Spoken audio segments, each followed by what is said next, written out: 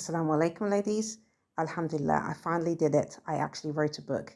It's dedicated to all the single Muslim mothers out there, hence the name How to Be a Single Muslim Mum. Inshallah, it's available as an ebook, paperback, and it will be available as an audio. Alhamdulillah. Barakallahu feekum, sisters, for the support. Check out the link in the description to get yours. The Niqabi Diaries, Season 4.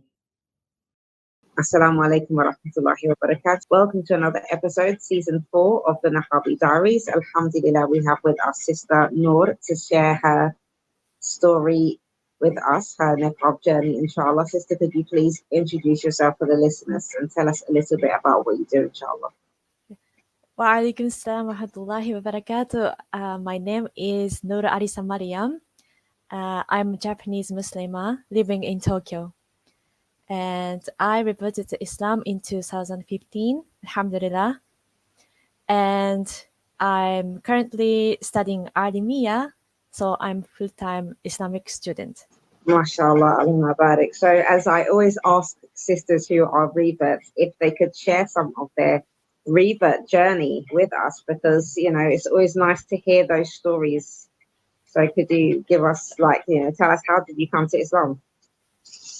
So I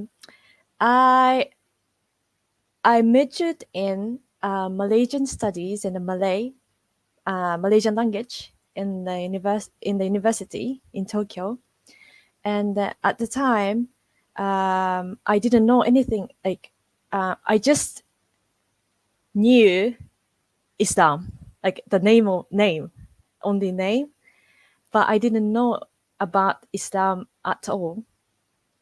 And my teacher in the university was a Muslimah, and she wore hijab, and she often said Alhamdulillah and MashaAllah, and I thought that these words were Malay, but I couldn't find the meaning in the Malay dictionary. And then I found out, yeah, and subhanAllah, I found that these words in Arabic, and then so I started to think that, oh, maybe I should study Islam as well in order to understand the Malay people and Malay language. And then so I slowly discovering Islam, and I made Malay friends, and I fell in love with Islam. However, I wasn't able to take Shahada because learning Islam, understanding Islam, and believing in it are completely different things. So I felt difficult to take a step to take Shahada. But I got Quran with Japanese translation, and I finally could understand what the Quran said in my language. And I suddenly felt the hidayah, and I felt, oh, I have to become a Muslim today. And SubhanAllah. SubhanAllah. So, and then on that same day, when I read the Quran with Japanese translation, I took Shahada in the masjid. MashaAllah, SubhanAllah. That's just, I know you've given definitely a good little quick breakdown there, and I want to pick out a few things that you mentioned. And the first one that that kind of made me want to question you and is, what did you feel? Because I think every revert maybe experiences this, but what was it? Did you feel that was kind of once you knew that Islam was the truth, what was it that was kind of holding you back that little bit? Because I've had friends in the past which during the time that I was coming to Islam as well, I had other friends who were interested in Islam, but they they never took that step, and there was various reasons for that. And sometimes it was just simply because they felt that they couldn't live up to what Islam kind of obliges you to do, the obligations, because sometimes people feel like, well, if I can't do all of those things, or if I don't feel prepared that I want to do all of those things, and that is the submission, then there's no point in me becoming a Muslim, which is it's a mistake on their part, obviously. But some people have this mentality. They believe in Islam, but obviously Islam is submission, so they're not prepared to actually submit. So from your perspective, and when you was in that situation, what was really the kind of biggest challenge for you? Was it a cultural thing? Was it family? There's so many different issues that reverts have that they that could be holding them back from taking that step.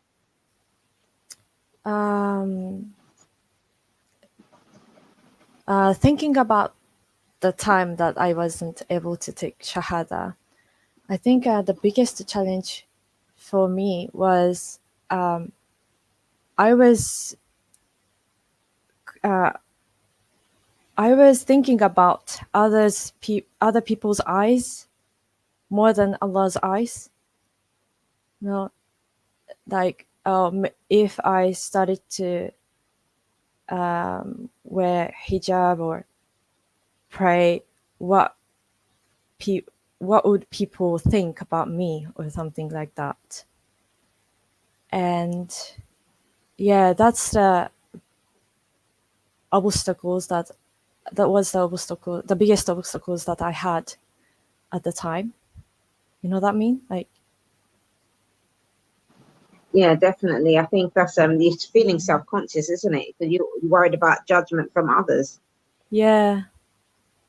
And I think that's something that affects Muslims every day, to be honest. A lot of us do suffer from varying levels of identity crisis, isn't it? Because we which depending on which culture we're raised in. And I think this is even true for Muslims who are from Muslim families, not even just reverts, but for example, if they're from Muslim families and the families might not be practicing Islam, or they maybe they wasn't practicing Islam previously, and then they want to start practicing. They sometimes people also have this issue too, because they feel like you're having to make a change in your life, isn't it?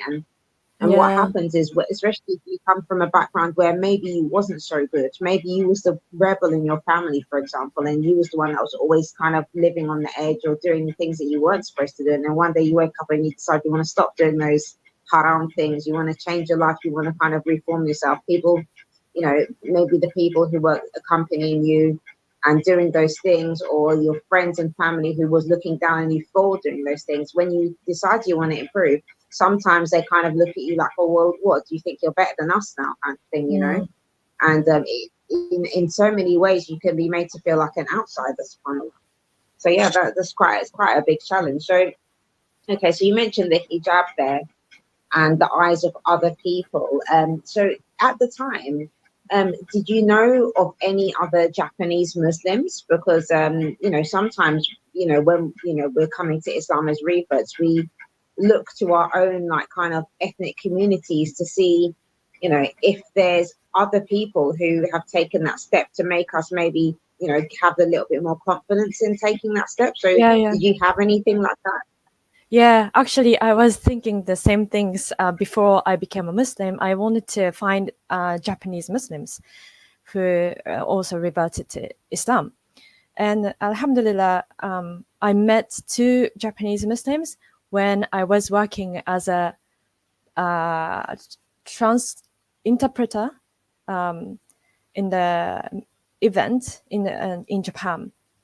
And they gave me a lot of advice, and they shared me their experiences as a revert. And alhamdulillah, so yeah, definitely their advice helped me a lot. And they also said, don't worry about that much. If you take shahada, your worries will be gone. So just take shahada or something like that. Yeah, that's it's really important for us, for Rivers, to meet the other Rivers who also had the same experiences like us. Hmm. Yeah, definitely. SubhanAllah.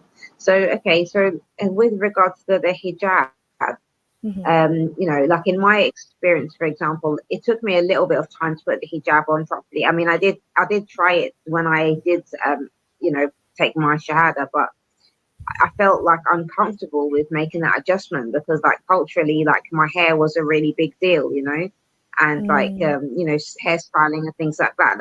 That's something that I was very much into. And, African Caribbean culture is like a big deal for us. So, the hijab was challenging for me from that perspective.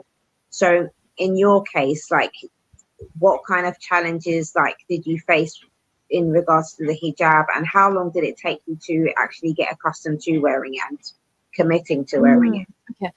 Actually, in my case, I started to wear hijab before I became a Muslim. The reason Oh, why is that, mashallah. yeah, alhamdulillah, because I wanted to know how Muslims feel, like how I wanted to know how Muslim people felt when they wear hijab. So if I wear hijab, maybe I could understand how they feel. So I started to wear hijab, but it was not like full time because I didn't know how to wear it. The how to wrap the hijab. So when every time I met my Muslim friends, I asked them to help me to wear it, and alhamdulillah.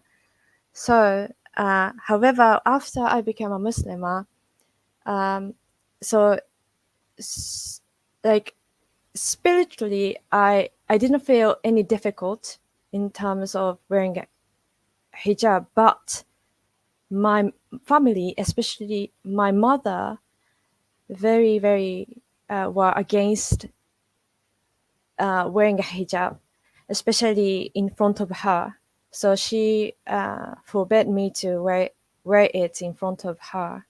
I think it's in first year I became a Muslim when I became a Muslim, and also my previous workplace didn't allow me to wear hijab in the company, so I had to take it off when I was in the company. So I think it took me 2 years to wear hijab like full time, to become a full time hijabi.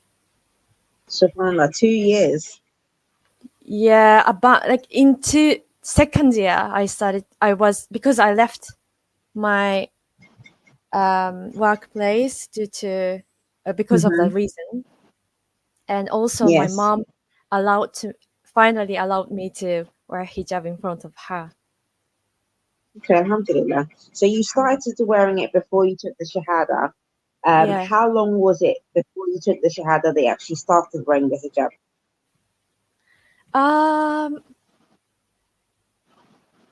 I think about 1 year before I became a Muslim. Okay. So you had quite a while to get used to it.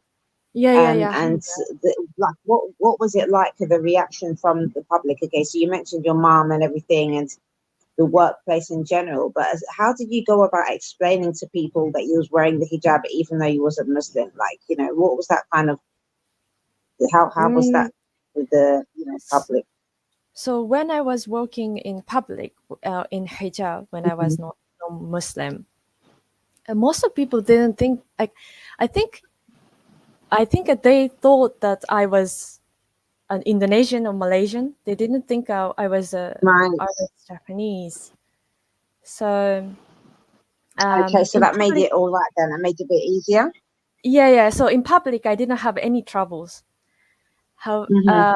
but I had I had a friend like to said to me to say that who said to me that wearing a hijab as a non-Muslim maybe is it kind of like offense?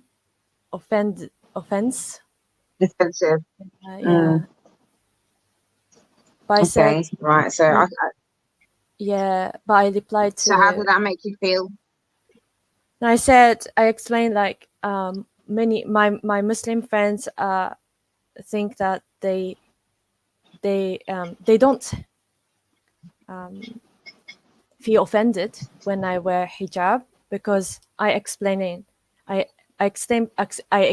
to them that I want to learn about Islam, and they are making dua for me. So, but yeah, some Japanese thought in that way. Okay, alhamdulillah. I mean, Allah guides us in different ways, subhanAllah, and everybody's path is different. And mashallah, I mean, I remember like it just reminds me before I became Muslim, I wasn't wearing the hijab, but I had taken part in fasting in Ramadan because I had so many Muslim friends. So I used to just had decided to fast in the Ramadan with them, you know. And obviously, I know what as a non-Muslim, I wasn't getting the rewards for that, but you know, it still helped me to get used to the idea of fasting in general. And I think, you know, for a lot of reverts, fasting can be quite challenging, you know, but, you know, it's something I did before becoming Muslim because, you know, and it's something that I feel drew me more closer to like Islam and Muslims in general.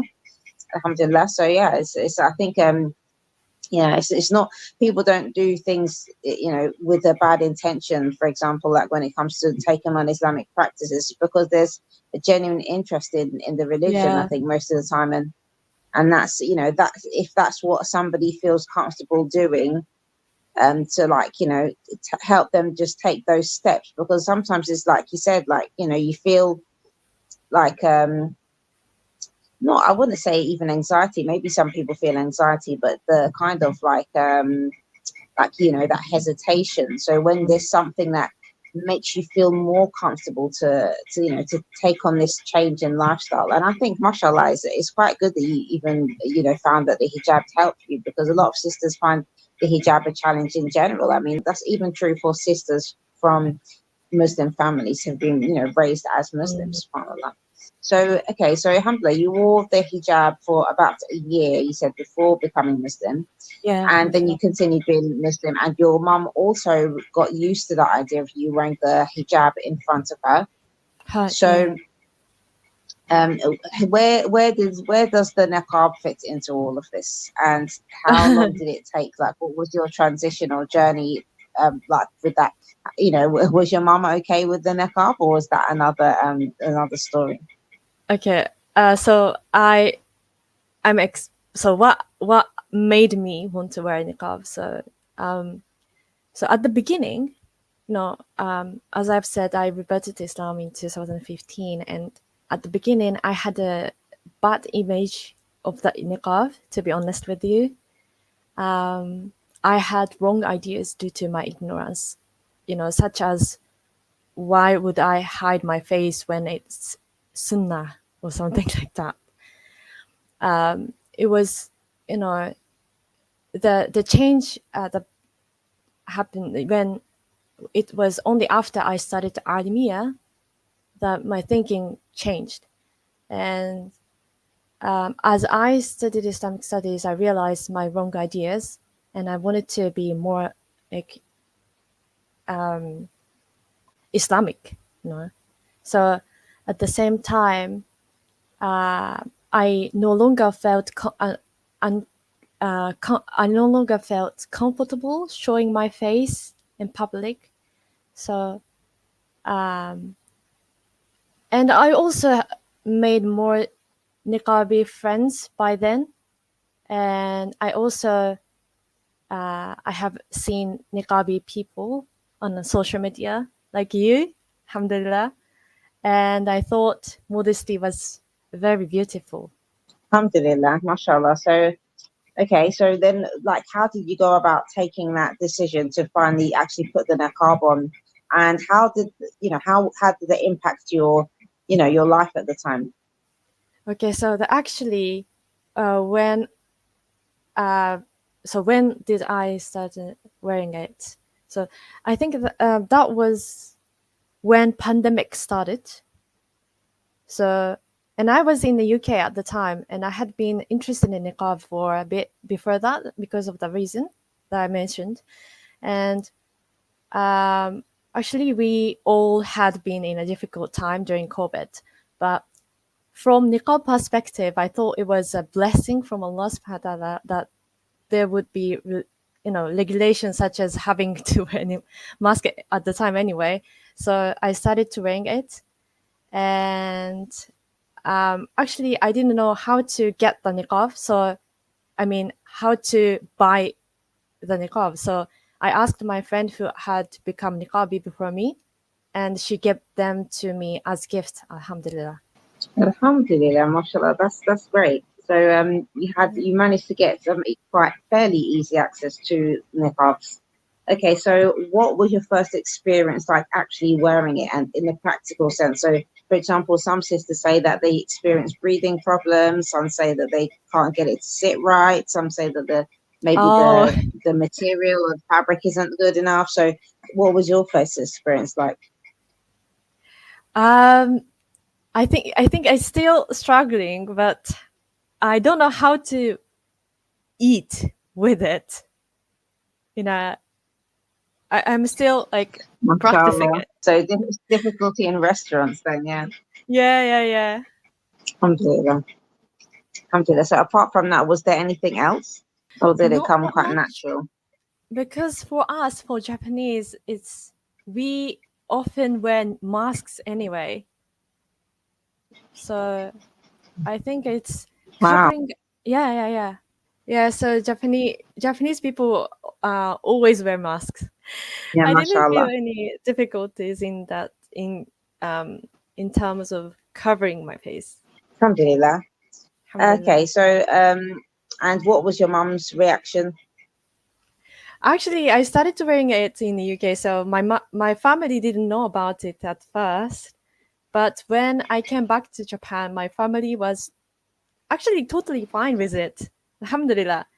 Because I think they were also wearing masks anyway. Because Okay, in those alhamdulillah. days in Japan, Alhamdulillah. we had to, very strict. You know, we had to Alhamdulillah. masks anyway. So would you say that you've ever experienced any kind of abuse for wearing the niqab at all? Oh, abuse. I don't think I don't think it's abuse, but when I first started wearing it and hiding my face, I got a lot of anti-niqabi comments on social media.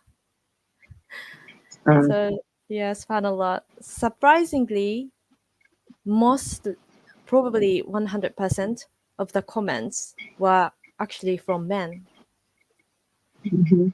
and I don't And know. so There's from that goes against the what people try to say that the niqab and the hijab even that it's like it's like men oppressing women, telling them what to cover themselves. But in reality, you've just demonstrated that through your own personal experience yeah, that like when you made that transition to the niqab, you started to get negative comments from people. SubhanAllah. So I mean, we could ask ourselves, why is this the case? From Muslim men especially, subhanallah, yeah, because that subhanallah. often happens. Yeah, actually, I got message like and comments like niqab is not Islamic teaching or something like that. A sister, or take off hijab or something. But on the contrary, many women supported my decision. Alhamdulillah. Alhamdulillah, alhamdulillah, And this is alhamdulillah. this actually still continues, and I often get negative comments from men. I don't know I don't understand why I should be told such comments from non-mahrams anyway. And Mhm. I'm also not sure why they want me to show my face to them in the first place. So yeah, that's the I don't know. That's the I don't think that it's abuse, but yeah, that's one of the things that I'm facing as a Niqabi. And the other thing is that being a Niqabi gives others the image of someone who is very strict on Islam or something like that. And they said, "Oh, you are so strict. We don't mind that you are very strict." Yeah, subhanAllah. It's almost like sometimes people, they want to, not be as what they would call strict practicing Islam. So when they see you, it kind of reminds them of what maybe they're not doing. Alhamdulillah.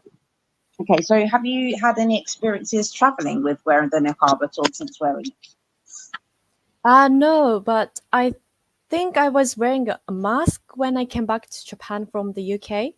So because it was still during Corona period, yeah. So yeah, actually no, I don't have any experience.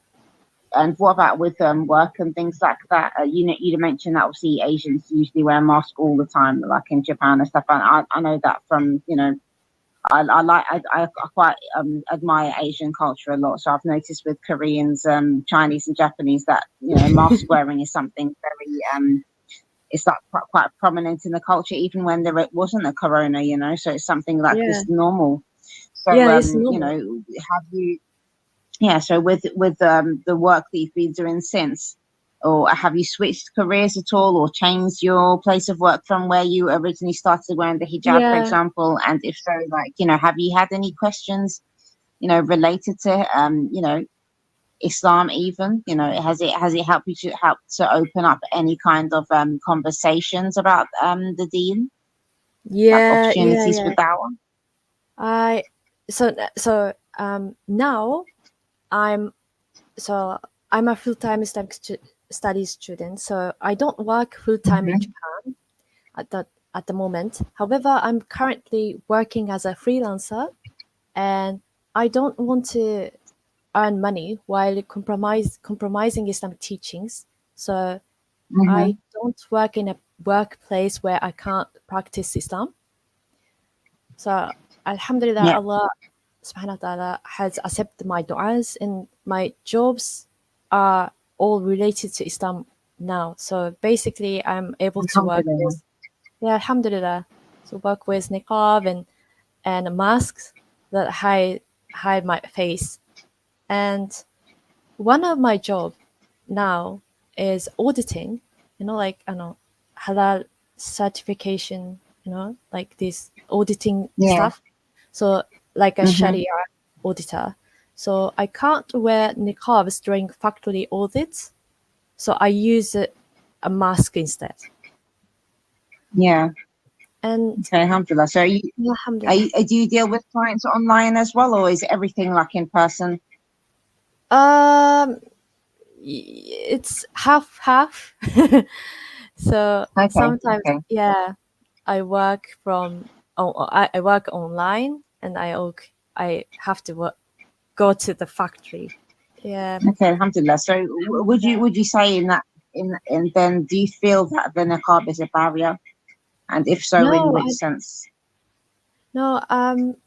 But before, in my previous work, I actually so my first work, I had a problem with my hijab and my prayers, because they didn't allow me to wear hijab, and they didn't have a prayer room. Subhanallah. So I had to, I had to take it off in front of my company, and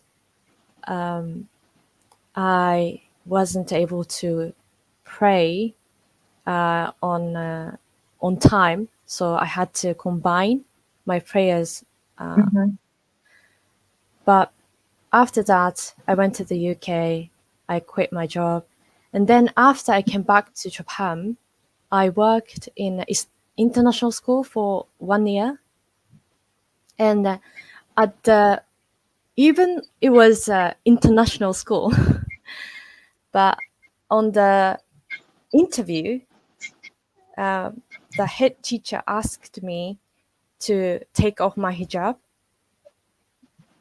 or subhanallah, or change my styles like turban style, no. And I said no, alhamdulillah. And so I said, if I had to take my hijab off, or I had to change my style, I won't work here. And subhanallah, because of my response, she changed her mind, and she said, "You can wear hijab, and you please work in in my school." Alhamdulillah, Allah MashaAllah. changed her mind. Alhamdulillah.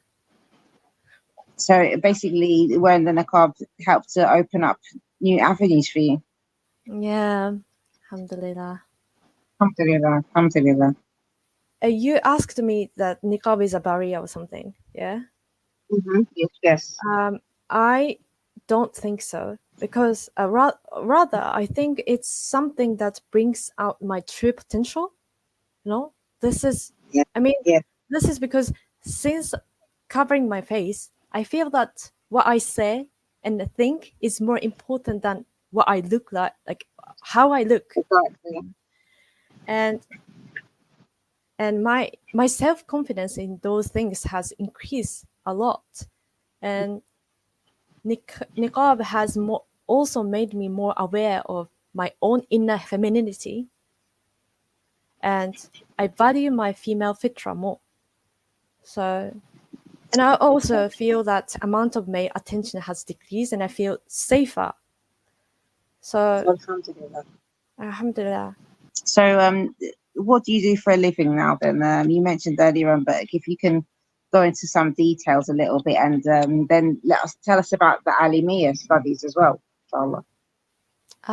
Okay, so every day I'm studying Islamic studies, alhamdulillah, and I'm in final year, which is 5/6 year in my school. So inshallah, if I can pass my exams, inshallah I will graduate from my school.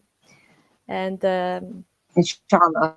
inshallah, in this year, I'm in Dawra Hadithia, which focus on hadith.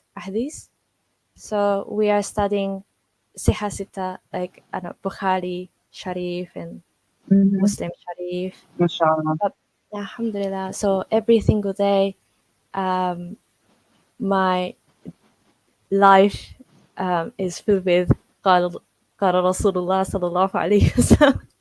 So Alhamdulillah. alhamdulillah, and I really love it. Alhamdulillah. And it really helps me to keep my iman, even I'm in non-Islamic countries like Japan and the UK. Yeah, and SubhanAllah. alhamdulillah. I think people don't realize how many Muslims there are in Japan, isn't it? Yeah, very not that much. So I think it's living in the UK is much easier than living in Japan as a Muslim. So what would you say are some of those challenges then that that the Muslims, Japanese Muslim face then in the culture in general, that kind of maybe keeps the the ratio of Japanese Muslims to Muslims from other cultures is quite low? So this is not my case, but I heard from many sisters here that because of the lack of information about Islam, they generally don't know about Islam at all. So they don't know that we need to pray 5 times a day, or Ramadan and hijab. So they I think Islam is a religion for foreign people. So most of people can understand why Japanese have to be Muslims first place. So yeah, and sometimes my friends got bad comments from Japanese people about Islam, because SubhanAllah. subhanallah, they thought that Muslims are terrorists or something like that. Mm. So Yes, SubhanAllah. So, is that? Would you say that those beliefs are coming from like the kind of media portrayals of about yeah, Muslims? media. Yeah, I think most of from media. So, do you feel then that wearing the hijab, wearing the niqab now, you like there's some differences within the culture itself, within Japanese culture, or your surroundings, even from Muslims as well? Because I mean, you've mentioned about social media and the comments that you had for wearing the niqab, negative comments. But do you feel that there's a difference between how sisters who wear the hijab get treated compared to sisters who wear the niqab? Yeah. As I talked about earlier, like we can be treated differently for better or for worse. I think, but however, I feel that there is not that much change with regard to non-Muslims in Japan, how we are treated by them, because they see us as Muslims anyway, whether we are niqabi or not. But Exactly. yeah, and Japanese people, in terms of covering our faces, they don't worry about that much, because we have a culture of wearing a mask in the first place. Yes, But definitely. within the Muslim communities, yes, as I have talked to you, yeah, we are treated maybe differently. SubhanAllah.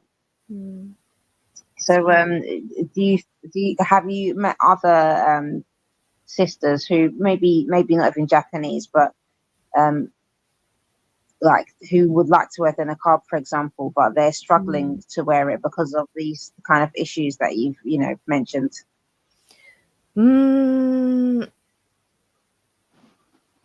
Like,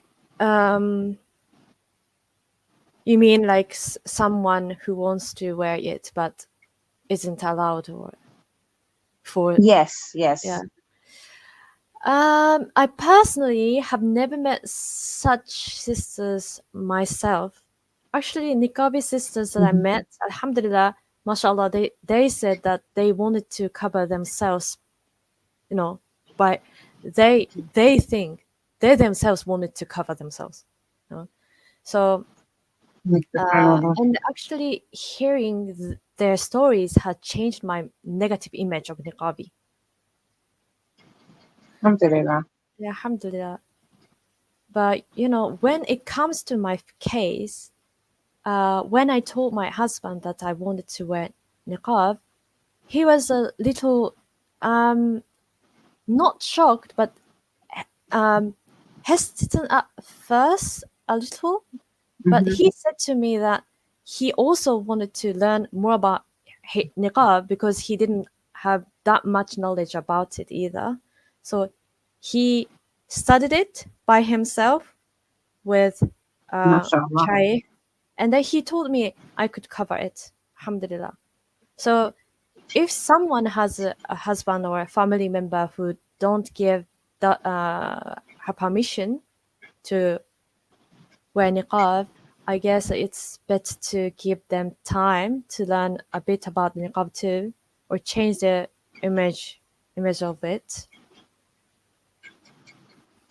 Absolutely. I wanted to ask you actually about the cultural makeup of Muslims in Japan. So Oh, I remember I was listening to Sheikh Abu um, Tauba, and he mentioned that when he became Muslim, because he was actually in the army at the time, but from America, so he's actually in the army, and he was deployed to Japan. So he mentioned that he learned so much about Islam while he was there, and that was like quite a long time ago, maybe I think in the late 80s, early 90s, something like that. So yeah, so if you can, like, you know tell us what is, because that made me think at the time, like, you know, what kind of Muslims could be in Japan? You know, are they mostly Japanese? Are they from other countries? So what's the cultural makeup, would you say, or the predominant culture of the Muslims in general in Japan, if there is one? Most of Muslims here are foreigners, like Pakistani, Bengali, Arabs, Turkish, and very few Japanese Muslims. Yeah, so most Okay. of, yeah.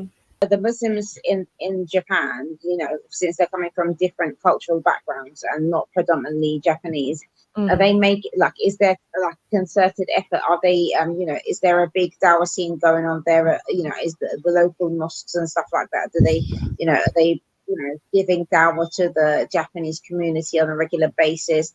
You know, how is that working out for you? I remember earlier in the conversation you mentioned that you was able to read a translation of the Quran in Japanese.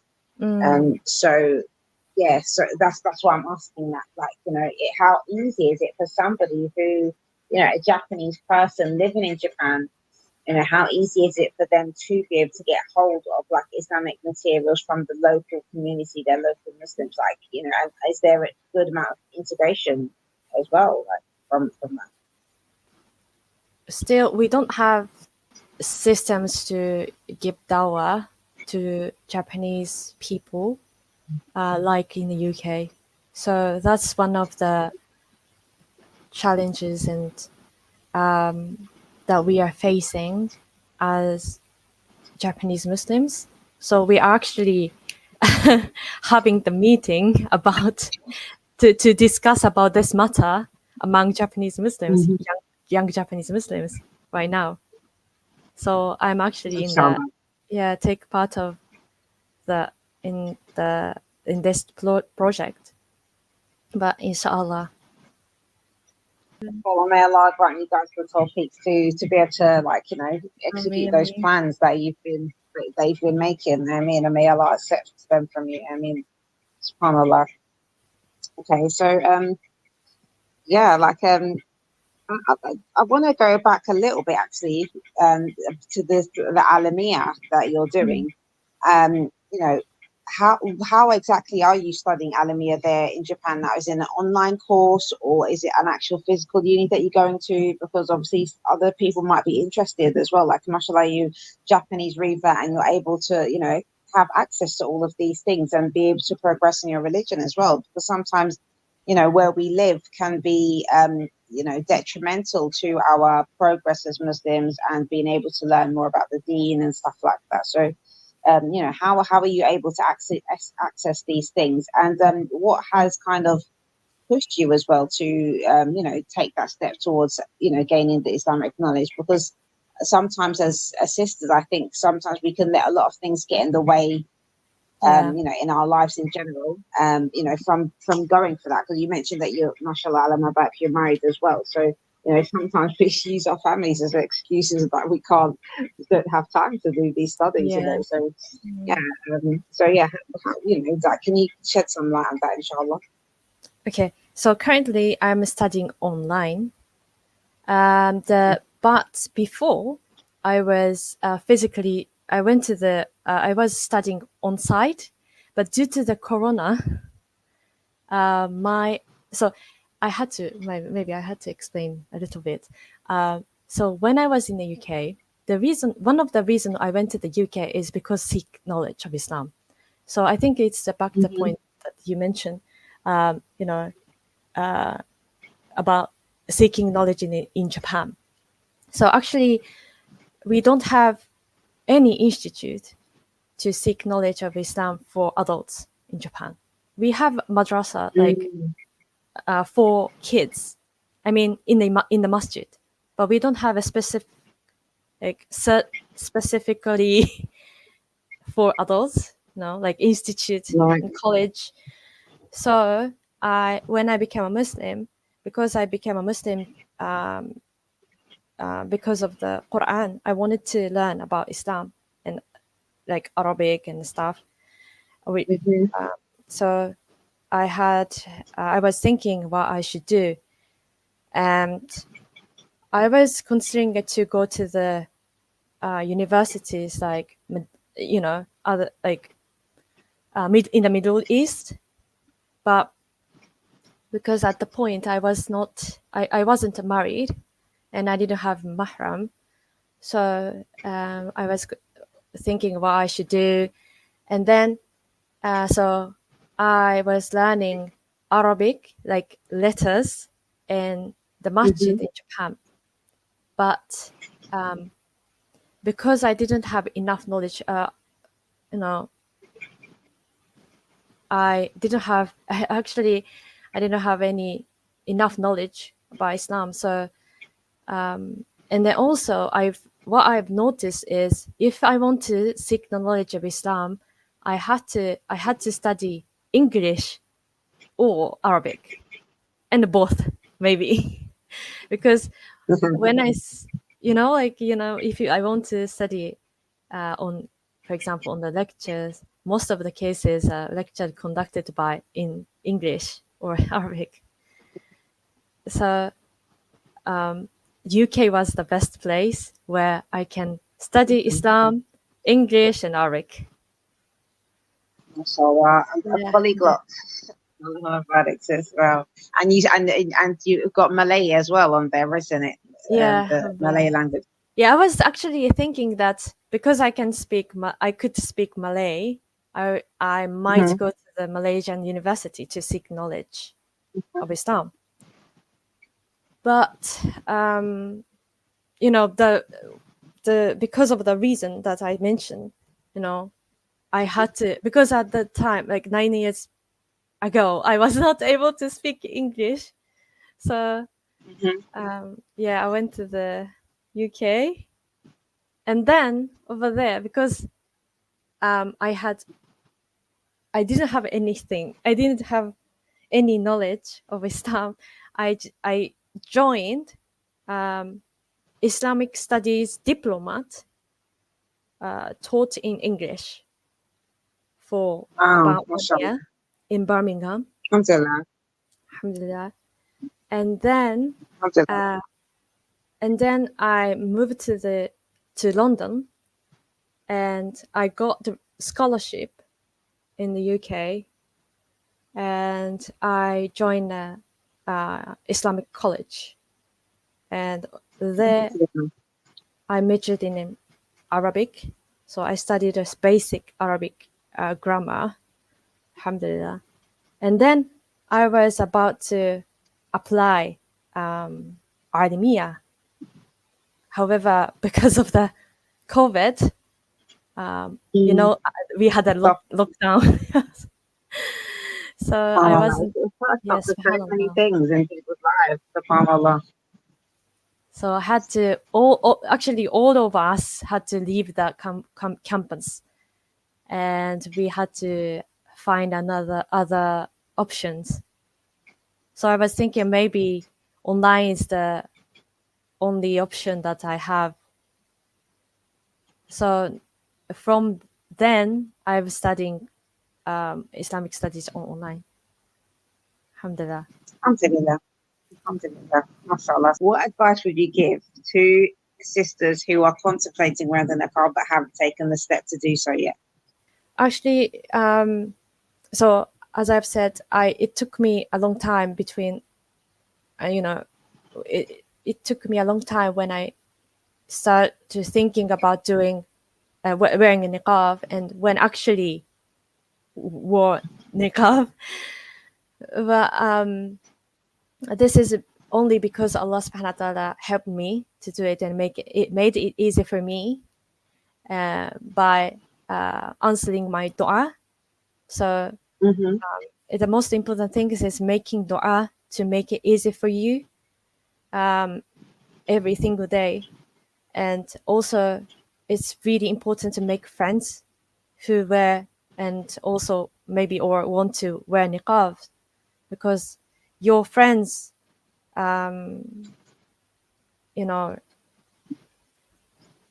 impact your decision and your iman and everything. So it's quite important to make friends who remind you of Allah subhanahu wa ta'ala and Islam. And actually, this is this is actually happened to me within 2 weeks. Yes. I have rarely met sisters in Japan who wear niqabs. So Mhm. I was making dua, and so that I could meet such sisters in Japan. And the next day, and I went to the mosque, and I met one Japanese sister in the mosque. And she was also thinking the same things. She had also had the same problem as me. Like she also wanted to wear a niqab, but she also wanted to make friends. But Allah subhanahu wa ta'ala brought us together, and we quickly became friends, alhamdulillah. And we started to, actually on the Eid day, I spent a lot of time with her, and we both cover our face. And so, and also at the masjid in the Eid day, I was able to meet other Japanese niqabis, alhamdulillah.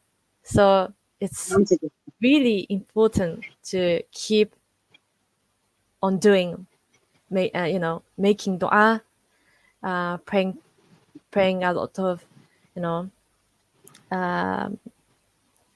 perform prayers like nafil prayers and tahajjud and something like that, because Allah subhanahu wa ta'ala will definitely hear you.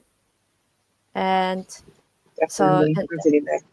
yeah, so for me, the niqab is, I feel it feels my iman increase more and protect Mhm. my, I can help me protect haya. And this is really interesting, but it helps expand my activities while preserving my, Yeah, dignity or modesty. something. Dignity, yeah, modesty, Yeah, dignity definitely. as a So, yeah, Muslim. definitely. Mhm. And I also feel like by wearing niqab, we can get closer to our beloved Prophet Sallallahu Alaihi Wasallam's wives and feel more that they are our real role models. No? Absolutely, absolutely. I think that's another way that Islam helps us to pull things into perspective, isn't it? Like, because Mm. like you mentioned earlier in the conversation, like even that hesitation, that Shaitan was bringing to your mind to play with you, is that because that's basically what it is. These games that he makes us like lose out on getting some rewards, because if Shaitan can't convince you to lie or cheat or steal or do something haram, he's going to try his best to make sure you don't do those good deeds that you're accustomed to doing. So Mm. if we have the right perspective, inshallah, and like you mentioned, putting Allah like first in everything, and having Allah as your focus, then this makes it easier to make those decisions anytime we feel that, we want to do something else for Allah's sake. And especially an outward action that, it's possible that people could look on it in such a way and maybe judge us, like you were saying, like there's judgment. You're up to be facing criticism. It's not a secret deed that nobody's going to find out about. So, we should practice it on having that focus on Allah subhanahu wa ta'ala and ignoring these kind of negativity as well as much as possible, because that's a gateway for the shaitan to like play with our minds basically. Yeah, really true. So, Alhamdulillah. Subhanallah. yes, so now I can say I'm going to ask inshallah the final question. So what does the niqab mean to you, sister? So I feel that for me, it helps my iman increase more and protect my haya and expand my activities while preserving my modesty and dignity as Muslimah. And we can get closer to our beloved Prophet Sallallahu Alaihi Wasallam's wives and feel more that they are our real role models. Alhamdulillah. Alhamdulillah, Mubarak sister, Jazakallah khair for such a beautiful Ayyakum. interview, and Thank you very it's much just for been a real pleasure. Thank you very much for inviting me. Alhamdulillah, because you are also the one of the sisters who inspired me a lot to start wearing niqab.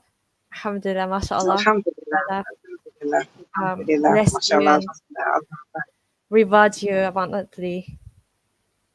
Ameen wa iyaki, sister, definitely for your work you're doing, and also for, you know, that journey that you've taken to study the deen as well. You know, subhanAllah, it's really important, and I hope that that, you know, that alone will be an encouragement to other sisters who are listening, who are, you know, even contemplating, you know, doing those Islamic studies as well. Because subhanAllah, it's like the sea, isn't it? Like the sea of knowledge when it comes to Islam is, like, you know, the where we're starting now, even a bachelor's degree, for example, that we do in Islamic studies, is just the beginning. You know, it's just the tip, literally just the tip of the iceberg. You know, it's like, subhanAllah, that's what the It's scholars really say, as knowledge increases, ignorance increases, because you realize, like, you know, the more you learn, the more you realize that you just don't know. You know, subhanAllah. So that it's the beginning of a journey, and definitely a worthwhile journey, inshallah. So I think I might need to do some, I don't know, some kind of episodes or maybe compilations, sisters, like kind of encouraging other sisters to, you know, study the deen and things like that, because it's really good, and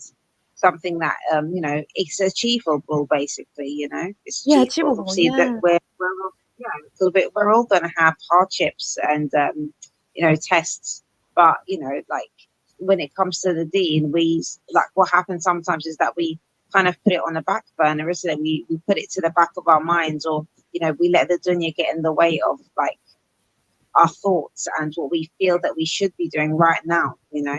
So and sometimes it's just not always the case, because Allah subhanahu wa ta'ala is using those possessions and those people and everything that we have to, you know, to test us. Are we going to do something for his sake, or are we going to just, like, you know, be into you know, carriages all the time? Like, you know, it's like you're hopping in and out, like you go forward, but then you let yourself slide back because you feel like, oh well, you know, I've got so many you know, things of this world to do, basically the worldly life. It just kind of, it's like this constant wrestle, isn't it? SubhanAllah. Yeah, exactly. Yeah, alhamdulillah. So inshallah, you know, our sister, the Japanese Muslim, is mashallah. And we didn't even talk about your Instagram, actually, because you share some really, really cool stuff on your Instagram too, actually. So if you let the sisters know, maybe, I don't know. I know I don't have a massive following, but, like, maybe there's some sisters who are going to hear this and they don't know anything about you. So let them know about your Instagram, inshallah. What's your handle? And we'll definitely put a link in the description. But, you know, if they want to follow you to get some more insight into Islam in Japan and things like that. So just tell us a little bit quickly, you know, about your Instagram, so people can get access to you, inshallah, you know, and understand what you're doing. Okay, inshallah, I'm blogging. I'm sharing my experiences as Muslim in Japan, mainly, on Instagram, under the name, IG name, the Japanese Muslima, which is really, it's quite easy to remember. Yeah, alhamdulillah. And you can search by my name, Nur Arisa Mariam, inshallah. Alhamdulillah. So definitely we'll put the link in the description box. And do you have a YouTube as well? You do have YouTube, isn't it? Yeah, I have, but yeah, I'm not quite active on it. I'm also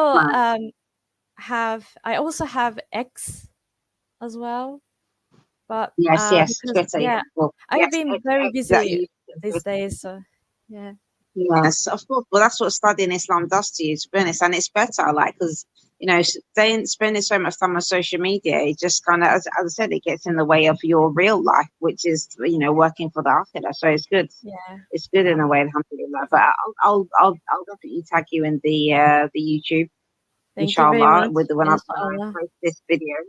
So at least then, you know, because you never know when you might, you know, become more active on these social medias, and maybe just to share the beneficial knowledge that you're actually learning already, you know, as a way to reinforce, you know, the things that you have learned, inshallah. So it could be that, yeah, it's, you know, it's going to be like beneficial, the, you know, encouraging others and stuff like that, if you have the time as well. I don't push people to use social media, to be honest. I've got it myself and I'm not so active on it. I just don't have the brain cells for it sometimes. I just find it too overwhelming at times. You know, it's just like information overload, and it does distract you from a lot of the things Yeah. that, you know, you should be doing sometimes, you know. So yeah, so alhamdulillah. Okay, so Alhamdulillah. inshallah, it's been a beautiful interview, and I'm gonna let you go for real this time, inshallah, so you can get on with your day. So barakallahu feek, sister, and it's been a pleasure hosting you and, you know, having this conversation with you and learning of your experiences, and I'm sure that inshallah the listeners will get benefits. Inshallah. Inshallah. Have a blessed day, sister. Assalamu alaikum wa rahmatullahi wa barakatuh. Wa alaikum assalam wa rahmatullahi wa barakatuh.